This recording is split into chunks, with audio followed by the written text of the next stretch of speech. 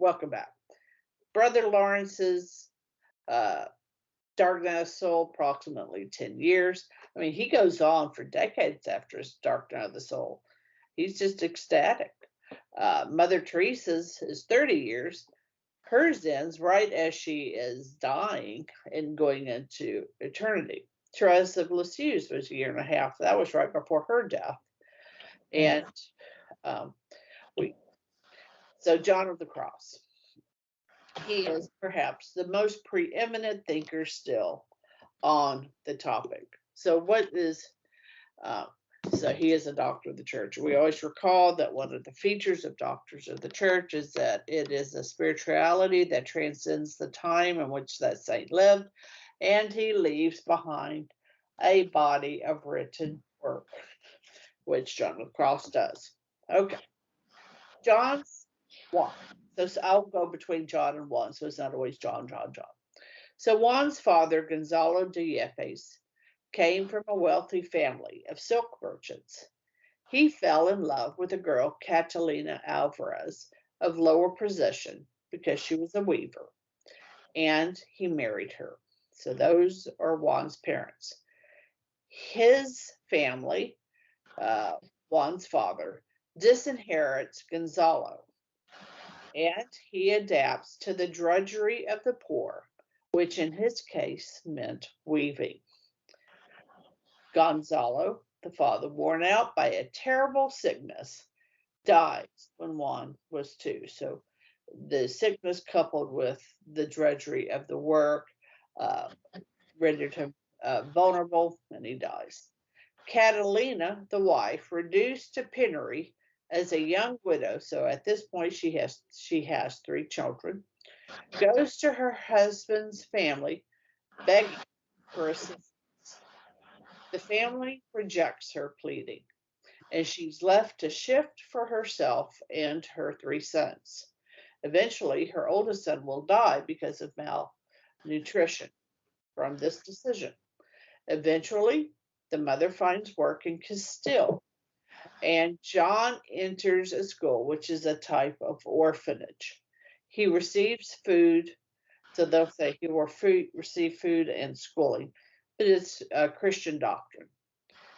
He has a readiness to assist at Holy Mass and other sacramental needs, and this attracts interest from his elders. And he also has a compassion for the sick. And the administrator of the hospital sees this, and he takes an interest in Juan. And he helps him enroll in a Jesuit school known for high standards of education, particularly in regards to the classics of Latin, Greek, and Spanish. Now, John saw love and its cost from his parents. He saw poverty. He saw the results of responsibility and diligence and rigorous study.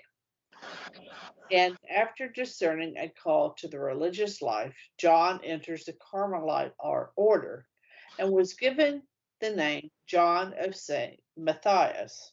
That's his title, of St. Matthias. As his vocation progresses, he desired to enter a more austere order, the Carthusians.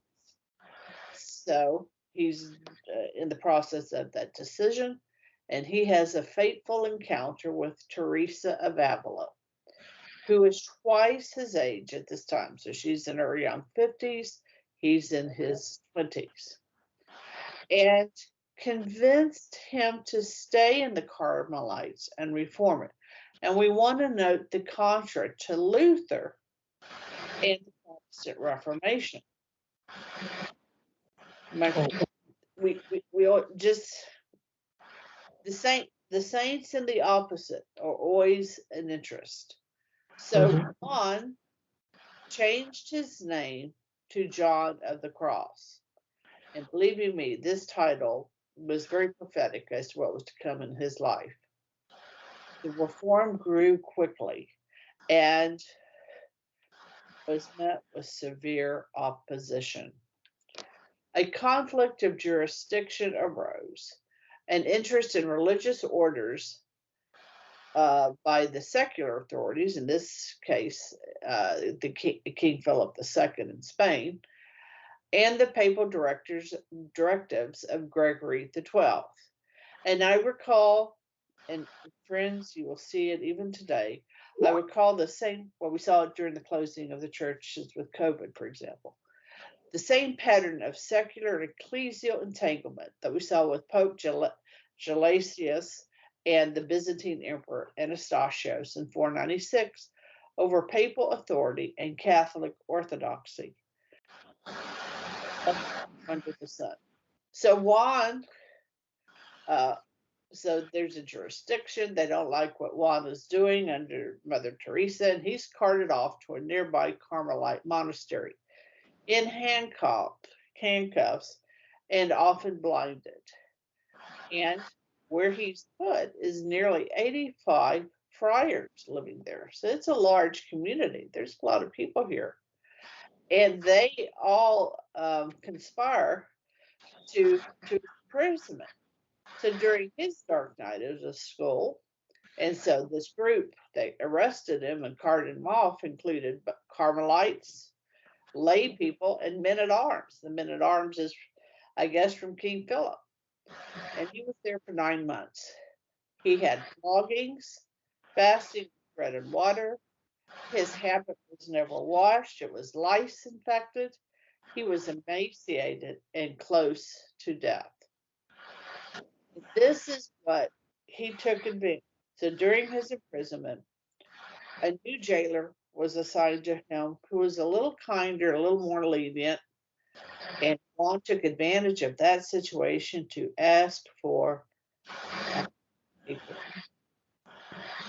And he also, whenever he went out, would observe the surroundings of the monastery. That would help him in his escape. But it was, so he's writing these verses after enduring, the childhood he had, the imprisonment. He's writing these verses of love, the soul tremendously in love with its God. And you go, oh my gosh. So for an example, here's a well-known quote. Faith and love will lead you along a path unknown to you, to the place where God is hidden. When everything else is gone, no one could divest him of these, and they gave him God. So when they thought they took everything from him, they gave him. Yes. Yeah, and that's that. So I think this is one of those times where, the discernment of the spirits becomes a bit of a challenge, right? Because one could arguably say that the reason that John was so, was going through this quote unquote dark night of the soul is because of the terrible trials that are being put on him by other people, right? There are exterior circumstances that if you just took all of those things away, he'd be fine, right? I mean, theoretically, right? If you just took all those things away, John would be fine. Okay, well, God knew that these people were going to do this terrible thing to him. He permitted it, and even during it, John had no consolations, probably, right? Because we have to remember that these poems are being written of John being in desolation, meditating back on these times, and thereby seeing God. That all of these things that I had to endure were permitted so that I could know that none of the exterior things mattered. They tried to take everything from me, but the only thing that mattered was God, and that they could not take away. That's it's a because now you think of all the different struggles that people are going to be called to live with.